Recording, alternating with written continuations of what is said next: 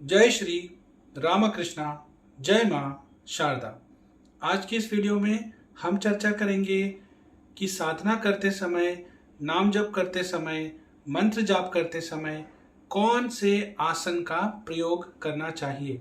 आप में से बहुत सारे साधक, बहुत सारे उपासक रिपीटेडली ये सवाल पूछ रहे थे कि इसके ऊपर वीडियो बनाइए। तो आज इस वीडियो में हम आसन के ऊपर डिटेल में चर्चा करेंगे। हम जनरली देखते हैं मार्केट में कि हमें कभी प्लास्टिक के आसन देखने को मिलते हैं, कभी बांस के आसन देखने को मिलते हैं, कभी ऊन के, कभी कंबल के, अलग अलग मटेरियल के हमें आसन देखने को मिलते हैं। लेकिन इन सारे आसनों को आप अपनी साधना में, अपनी स्पिरिचुअल प्रैक्टिस में, अपनी नाम जप में, अपने मंत्र जाप में यूज नहीं कर सकते। और एट द सेम टाइम आप खाली भी, यानी कि बिना आसन यूज किए, बिना आसन का इस्तेमाल किए जमीन पर ऐसे ही नहीं बैठ सकते। ये भी एक कॉमन चीज है घरों में कि हम लोग जब नहा के सुबह या शाम को जब अपने पूजा स्थल पर जाते हैं तो जमीन पर बैठ के ही पूजा करते हैं, किसी आसन का प्रयोग नहीं करते। आसन का एक विशेष महत्व है। जब आप कोई भी साधना करते हैं, नाम जप करते हैं, मंत्र जाप करते हैं, उसकी जो ऊर्जा जनरेट होती है आसन के प्रयोग से, उस ऊर्जा को, उस ऊर्जा की सकारात्मकता को अपने अंदर कहीं ना कहीं उसे खुद के बेनिफिट के लिए आप कैसे यूज कर सकते हैं, इसमें बहुत आपको मदद मिलती है। या फिर आप ये भी कह सकते हैं कि जो आप साधना कर रहे हैं उससे जो ऊर्जा जनरेट हो रही है वो ऊर्जा पूरी तरीके से प्रिजर्व होती है आसन के प्रयोग से। अब कुछ एक चीजें हैं, कुछ एक आसन हैं जिनका प्रयोग आपको कभी नहीं करना चाहिए। आइए पहले जान लेते हैं कि वो कौन से मटेरियल्स हैं, वो कौन सी ऐसी वस्तुएं हैं जिनके आसन का प्रयोग हमें कभी भी भूल से भी नहीं करना चाहिए। सबसे पहले बांस के आसन का प्रयोग कभी ना करें। बांस के आसन का प्रयोग करने से दरिद्रता यानी कि गरीबी आती है। आपको वेल्थ की समस्या रहेगी हमेशा अगर आप बांस के आसन का प्रयोग करेंगे। दूसरी चीज, कभी भी डायरेक्ट अर्थ में बैठ के, पृथ्वी पर बैठ के, जमीन पर बैठ के आप नाम जप, साधना, कोई पूजा अर्चना ना करें।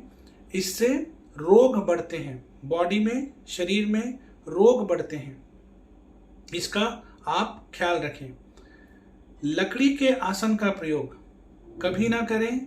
लकड़ी के आसन से दुर्भाग्य यानी कि बैड लक, जो लक वाला फैक्टर है वो आपकी लाइफ में कम होने लगता है। जो पॉजिटिव एक आपको बेनिफिट मिलता है लक की वजह से वो कम होता है, आपका दुर्भाग्य बढ़ जाता है। कभी भी घास के आसन का प्रयोग ना करें। इससे जो भी आपका यश, सम्मान और धन है उसकी बहुत ज़्यादा हानि होती है। एंड एक और चीज़ है कि कभी भी आप पत्तों पर बैठ के, पत्तों का कोई आसन बनाकर साधना ना करें।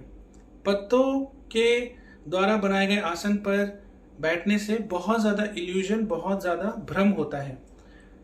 तो ये कुछ चीज़ें हैं, कुछ मटेरियल्स हैं जिनके आसन का प्रयोग आपको साधना में, नाम जप में, मंत्र जप में या डेली की पूजा में नहीं करना है। अब सवाल आता है कि कौन से आसन का प्रयोग करें। देखिए, सर्वश्रेष्ठ है कुशा, कंबल, ठीक है, लेकिन कुशा इजीली अवेलेबल नहीं होता है। तो मैं आपको सजेस्ट करूंगा, आपके घर के आसपास अगर कोई पूजा की शॉप है या ऑनलाइन आपको जहां से परचेस करना है, कुशा को नंबर 1 प्रायोरिटी रखिए। अगर नहीं मिल रही है तो कंबल का आसन आप प्रयोग करिए। सबसे सर्वश्रेष्ठ है और इजीली अवेलेबल है, पॉकेट फ्रेंडली है, बहुत अच्छे लाभ मिलते हैं। कुश या कंबल के आसन का प्रयोग करने से हेल्थ बेनिफिट्स मिलते हैं, मेंटल क्लैरिटी मिलती है, सुख, संपत्ति, प्राप्त करने में आपको मदद मिलती है। आप जिस भी कारण से साधना कर रहे हैं उस कारण को कहीं ना कहीं सिद्ध करने में आपको बहुत हेल्प मिलता है। आपकी साधना को निरंतर आगे बढ़ाने में हेल्प मिलता है। कहीं ना कहीं ऊर्जाओं की अनुभूति को महसूस करने में आपको मदद मिलता है। इसी के साथ आप बहुत एकाग्रता से अपनी साधना को कर पाते हैं। अब कुछ कलर्स के आसन का भी विशेष महत्व है। जैसे मान लीजिए कि आप देवी की उपासना कर रहे हैं या आप हनुमान जी की उपासना कर रहे हैं, उस टाइम पर लाल कलर के आसन का बहुत महत्व है। या आप यूँ कह सकते हैं कि कोई कंबल का आसन हो, अगर वो रेड कलर में हो और आप देवी की उपासना कर रहे हैं या हनुमान जी की उपासना कर रहे हैं तो वो सर्वश्रेष्ठ है। वैसे ही अगर आप कोई नॉर्मल नाम जप कर रहे हैं, पूजा अर्चना कर रहे हैं, कोई कंबल का आसन अगर है आपके पास येलो कलर में, ठीक है, तो वो बहुत अच्छा होता है गुड लक के लिए, prosperity, growth, abundance, financial success, अपनी विश फुलफिलिंग के लिए। और जो लोग कहीं ना कहीं बाबा भैरव की साधना करते हैं उसके लिए ब्लैक कलर के कंबल का आसन, ब्लैक कलर का आसन अच्छा माना जाता है। अब आसन से जुड़ी कुछ इंपॉर्टेंट चीज़ें हैं, कुछ सावधानियां हैं जो आपको हमेशा माननी है, उनको फॉलो करना है। सबसे पहला, जिस आसन का प्रयोग आप कर रहे हैं उसे बहुत श्रद्धा पूर्वक हैंडल कीजिए, बहुत ही रिस्पेक्टफुली उसको आप हैंडल कीजिए। गंदे हाथों से उसे न छुएं, जहां तहां उसे न रख दें। एक स्वच्छ साफ जगह पर ही अपने आसन को रखें। बहुत ही एक मन में प्योरिटी, एक श्रद्धा के साथ अपने आसन के साथ डील करें। दूसरी चीज, जिस आसन में बैठकर आप कोई पूजा अर्चना करते हैं उस आसन का प्रयोग किसी भी अन्य कार्य, जैसे कि उसमें बैठकर खाना खाने, भोजन इत्यादि करने के लिए प्रयोग कभी भी गलती से भी ना करें। आप अपने आसन का प्रयोग जो आप यूज कर रहे हैं अपनी साधना में, नाम जप में, मंत्र जप में, डेली की पूजा में, उसे अलग रखें। तीसरी चीज, कभी भी अपने आसन को किसी और के साथ शेयर ना करें। अपने आसन पर किसी और को बैठने ना दें, ठीक है। पर्टिकुलरली जो लोग नाम जप करते हैं, मंत्र जाप करते हैं, उनके लिए विशेष रूप से आप अपने आसन पर स्वयं ही बैठें और केवल खुद ही उसे प्रयोग करें।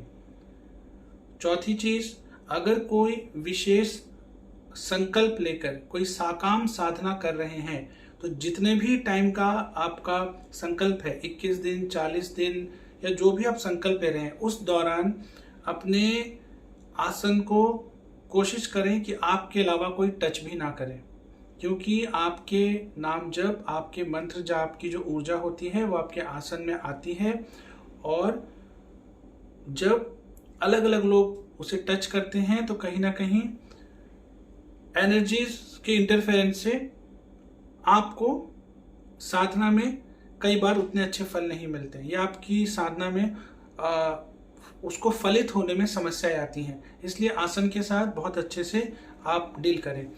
इसके बाद जब साधना खत्म हो जाती है या डेली की जो भी आपकी प्रक्रियाएं हैं जो आप कर रहे हैं वो जब खत्म हो जाती हैं, उसके बाद आसन को उठाकर एक बहुत अच्छी जगह में रखें। आसन को साधना के बाद यूं ही फेंक के ना रख दें, उसे यूं ही पड़े रहने ना दें, ठीक है। जल हो सकता है तो थोड़ा जल आप आसन की जहाँ बैठे उसके आगे डाल दीजिए, भूमि को प्रणाम करिए, आसन को आप फोल्ड करके अच्छी जगह पे रखिए, ठीक है। इसके बाद आप अपने आसन को कभी भी, मतलब आप बैठ रहे हैं तो उसमें गंदे कपड़े या सॉइल्ड कपड़े पहन के अपने आसन में ना बैठें। जब आप बैठ रहे हैं, आसन के साथ आप डील कर रहे हैं, तो आप पूरी स्वच्छता, पूरी अपनी क्लीनलीनेस पर ध्यान रखें। यही चीज़ मैंने आपको जाप माला के बारे में भी बताया था कि जब आप जाप माला का प्रयोग करते हैं, जब आप गोमुखी में जाप माला को रखते हैं, तो अपनी गोमुखी, अपनी जाप माला, उसको भी बहुत श्रद्धा से, बहुत सावधानी से, आप मन में बहुत ही उच्च विचारों और भक्ति से उसके साथ भी आप डील करें। उस जाप माला के द्वारा आप अपने इष्ट का स्मरण कर रहे हैं, उस जाप माला में इष्ट की ऊर्जा आएगी, उसे भी आप बहुत अच्छे से, बहुत एक कहीं ना कहीं नहा धोकर, फ्रेश होकर, अच्छे हाथों से, गंदे हाथों से कभी टच नहीं करना है, ठीक है। और जहाँ तहाँ नहीं रख देना है, आपको बहुत संभाल कर रखिए, बहुत अच्छे से उसका टेक केयर करिए। तो उम्मीद है आसन से जुड़ी जो आपकी क्वेरीज थी उसको मैं बता पाया। एक बार फिर दोहरा देता हूँ, कंबल का आसन इजीली मिल जाता है, पॉकेट फ्रेंडली है, अलग अलग कलर के वेरिएंट्स में भी मिलता है, और जनरली आपको अपने घर के आसपास की पूजा स्थल पे आराम से मिल जाएगा, ठीक है। या फिर अगर आपके घर के आसपास कोई बड़ा मंदिर है, वहाँ पे आप किसी पंडित जी को जानते हैं, आपको मार्केट से नहीं मिल रहा है, आप उनको बोलिए, आप उनके द्वारा भी मंगा सकते हैं। उनके सोर्सेज रहते हैं, कॉन्टैक्ट रहते हैं। आप जहाँ से भी इस वीडियो को देख रहे हैं, अगर आपके शहर में नहीं मिल रहे हैं, इजीली अवेलेबल नहीं है, या जिस कलर के वेरिएंट में आप चाहते हैं, रेड, येलो, ब्लैक, डिपेंडिंग आप कौन सी साधना कर रहे हैं, अगर आपको नहीं मिल रहा है तो फिर आप उनके द्वारा भी मंगा सकते हैं। इसके बाद आप एक चीज का ध्यान रखें, जो चीजें मैंने मना की आपको कि खाली नहीं बैठना है जमीन में, ठीक है। अगर आज तक बैठते आए हैं, आज तक पता नहीं था या उतनी जानकारी नहीं थी, उतनी समझ नहीं थी, कोई बात नहीं, जो हो गया उसे बदल नहीं सकते। लेकिन आगे से जब आप इस वीडियो को देखेंगे, जब आपको ये वीडियो आपके पास पहुंचेगी, उसके बाद से कोशिश करें कि आप आसन का प्रयोग अवश्य करें अपने जीवन में, और जिन चीज़ों के बारे में मैंने मना किया उन आसनों का प्रयोग कभी ना करें, ठीक है। इसके बाद एक चीज़ और कहना चाहूँगा, आप बहुत सारी ऐसी मटेरियल्स, बहुत सारी ऐसी सब्सटेंसेस या इंग्रेडिएंट से बने आसनों के बारे में अभी पढ़ सकते हैं या सुन सकते हैं, जो हमारे शास्त्रों में या कहीं ना कहीं हमारे जो स्क्रिप्चर्स हैं उनमें उसका मेंशन नहीं है। कोई आपको बोलेगा कि इस आसन में बैठने से, बहुत लंबा बैठने से आपको दिक्कत नहीं होगी, कोई आपको बोलेगा कि इसमें ये इफेक्ट है, कोई बोलेगा वो इफेक्ट है। आप इन चीज़ों में ना पड़ें। जो चीज़ें शास्त्रों में बताई गई हैं, जो चीज़ें पीढ़ी दर पीढ़ी, जनरेशन आफ्टर जनरेशन संतों के द्वारा, महात्माओं के द्वारा, ऋषियों के द्वारा हम तक पहुंची हैं, उन्हीं चीज़ों का पालन करें, ठीक है। फालतू की चीज़ों में ना पड़ें, इधर उधर पढ़ के कोई फैंसी एक्सपेंसिव चीज़ लेने की ज़रूरत नहीं है। बहुत इजीली 200-250 रुपये में आपको पॉकेट फ्रेंडली तरीके से, डिपेंडिंग अगेन कलर वेरिएंट भी आपको मिल जाता है, कंबल का आसन, उसको आप प्रयोग करिए और उसी पर आप साधना करिए। कुशा का मिल जाए तो बहुत अच्छा, पर थोड़ा डिफिकल्ट हो सकता है मिलना। अगर नहीं मिल रहा है तो कंबल के आसन का आप प्रयोग करिए। बाकी किसी फैंसी आइटम जैसे प्लास्टिक के आसन, लकड़ी के आसन, बांस के आसन, पत्तों के आसन, घास के आसन, इन चीज़ों के चक्कर में बिल्कुल भी नहीं पड़ना है।